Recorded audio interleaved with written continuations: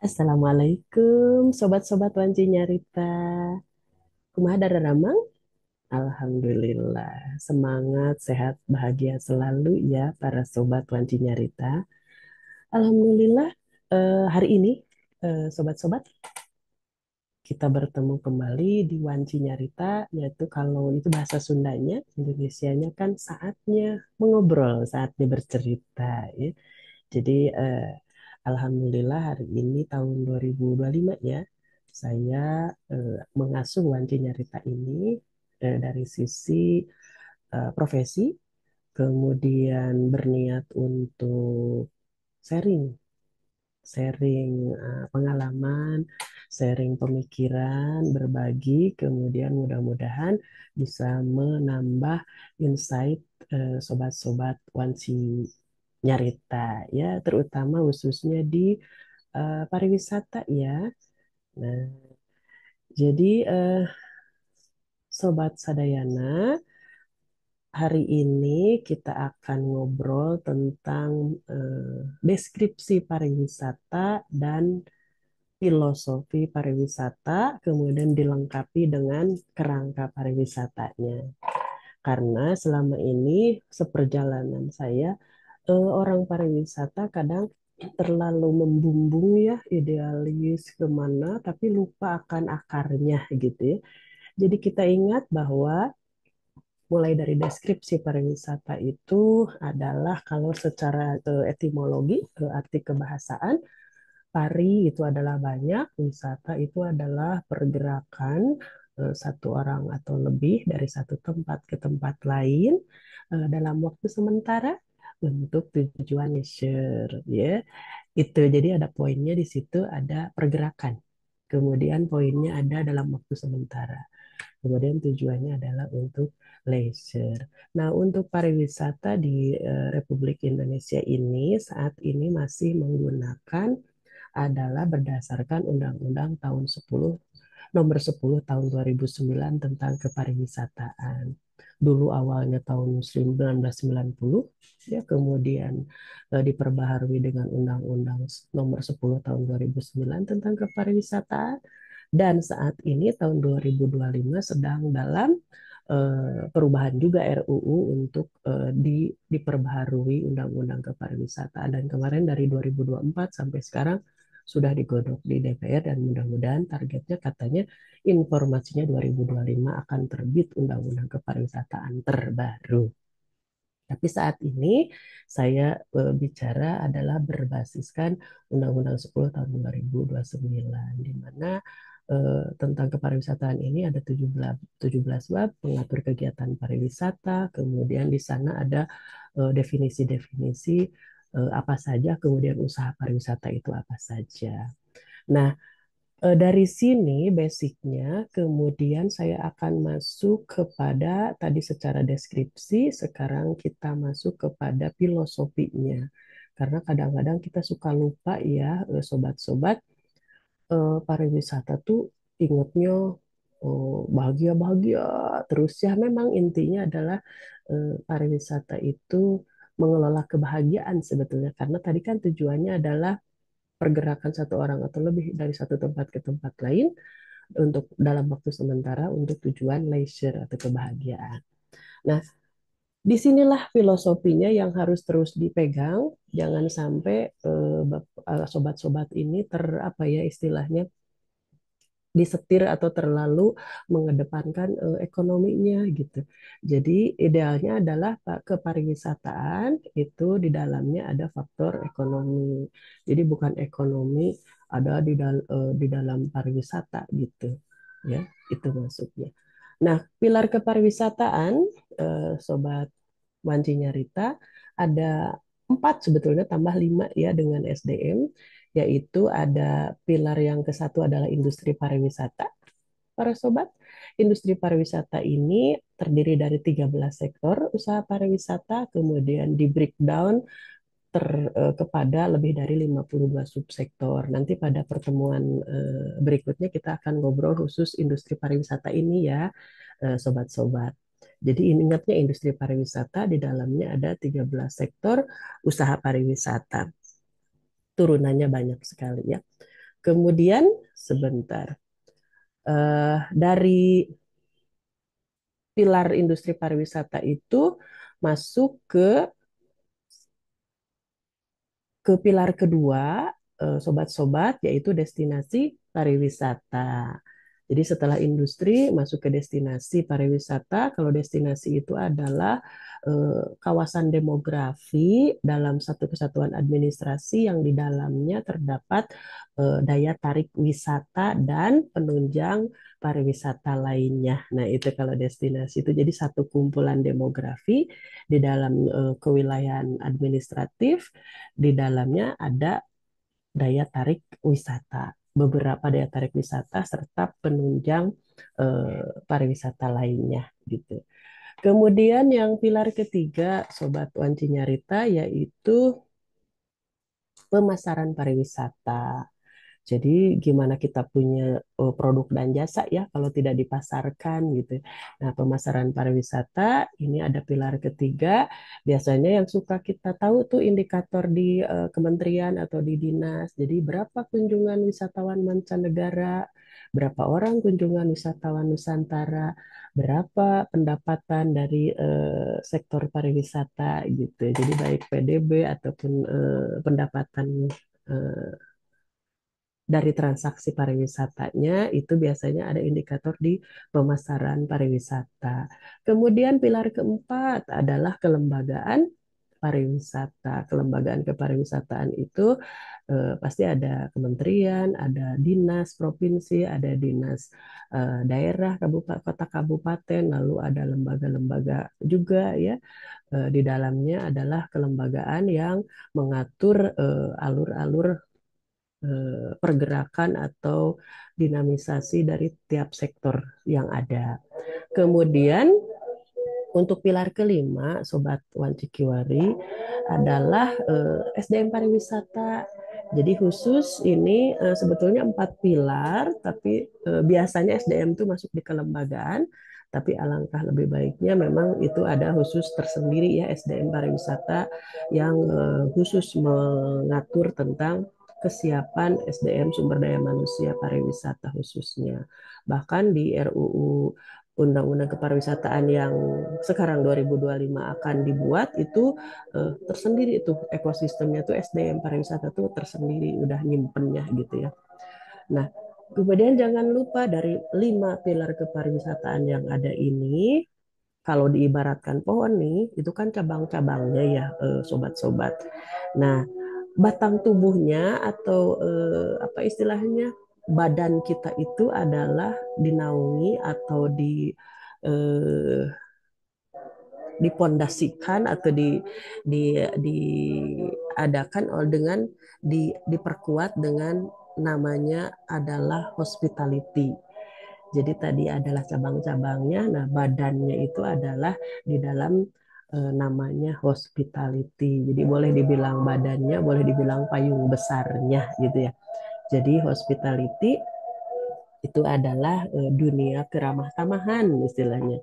Kalau secara etimologi adalah keramah tamahan. Makanya ini adalah payung besarnya atau badan kita di pariwisata itu dunia keramah tamahan, yaitu adalah keramah tamahan yang dipersepsikan antara interaksi antara host dan tuan rumah gitu. Jadi antara tuan rumah dengan tamunya, antara penjual dan pembelinya gitu ya, penyedia jasa dan konsumennya. Nah, itu adalah adanya di payung besar hospitality.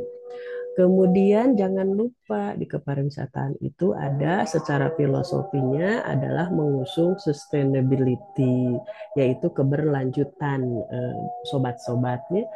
Jadi ini kerangka besarnya dari kepariwisataan. Jadi kita ada fondasinya di sustainability keberlanjutan, lalu di badannya itu ditopang dengan hospitality keramah tamahan. Nah, baru kita akan menggerakkan cabang-cabarnya 5 pilar itu.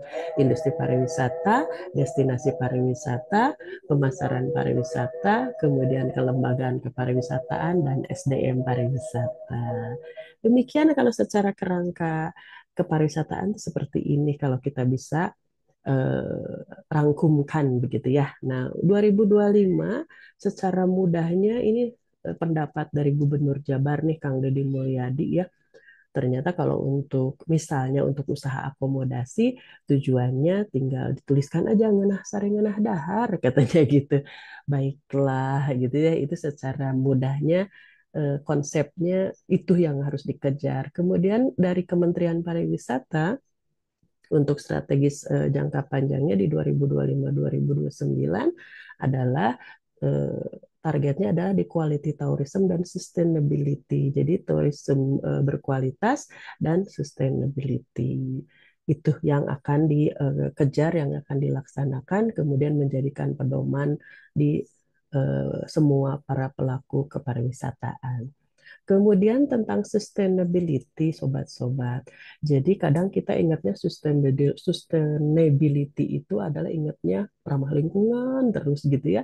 Padahal ternyata di sustainability itu ada tiga kelompok besar keberlanjutan, yaitu satu keberlanjutan lingkungan atau environmental sustainability.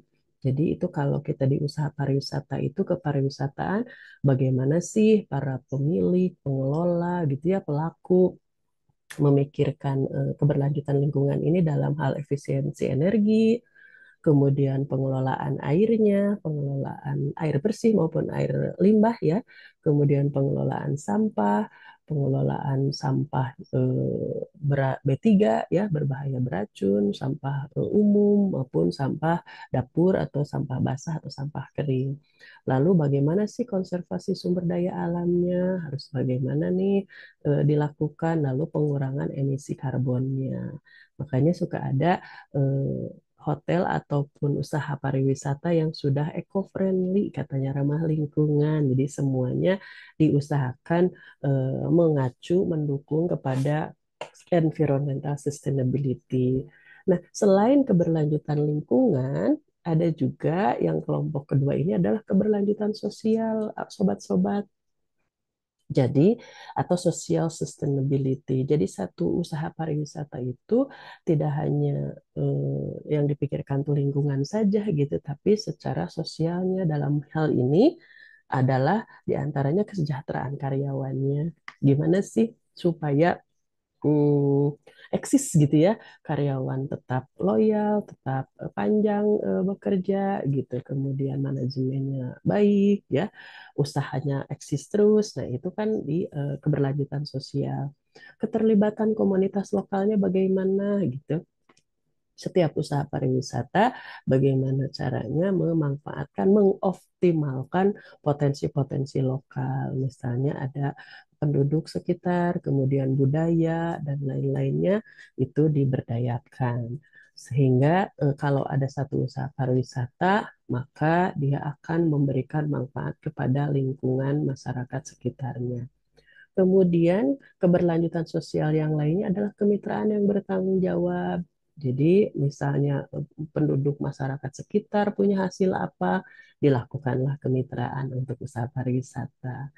Contohnya misalnya satu usaha akomodasi, nanti ambil suppliernya berarti dari misalnya dari petani setempat atau pengrajin setempat, home industry setempat misalnya gitu ya. Apalagi dari Cindramata dan lain-lain itu sangat memungkinkan sekali untuk dilakukan kemitraan. Kemudian menghormati hak asasi manusia. Nah, ini juga sangat penting di keberlanjutan sosial. Jangan sampai usaha pariwisata bagaimana nih serasa kerajaan di kerajaan sendiri gitu ya. Nah, ini juga harus memperhatikan tetap hak asasi manusia baik itu sebagai pekerja, sebagai pengusaha, pengelolanya ataupun sebagai dari sisi tamunya juga.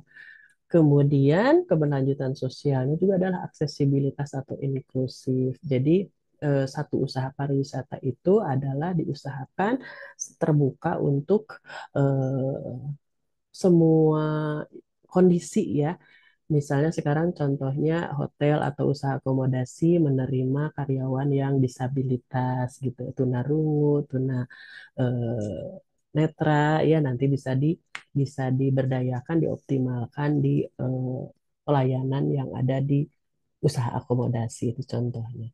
Jadi keberlanjutan sosial itu berarti mengacu kepada eksistensi, bertumbuh kembangnya, terpeliharanya, eh, lebih kepada masyarakat sekitar, orang-orangnya, people gitu ya, kemudian sejahtera, kemudian dapat diikut sertakan masyarakat sekitar. Kemudian yang ketiga keberlanjutan ekonomi, sobat-sobat, yaitu ekonomi sustainability. Nah ini yang saat ini 2025 nih rada-rada ini gimana nih usaha akomodasi, usaha pariwisata terutama keseluruhan, bagaimana sih bisa bisa survive gitu ya di tengah dinamika pasar yang masih gonjang-ganjing selalu gitu. Nah, keberlanjutan ekonomi atau economic sustainability ini adalah seperti profitabilitas jangka panjang, gimana sih ini profitnya gitu ya, apakah menguntungkan, apakah tidak nih gitu. Kemudian nilai tambah by stakeholder. Nah, nilai tambah itu kan eh, misalnya kalau profitabilitas itu identik dengan uang, uang, uang gitu ya, profit, profit, profit, dapat uang berapa gitu ya.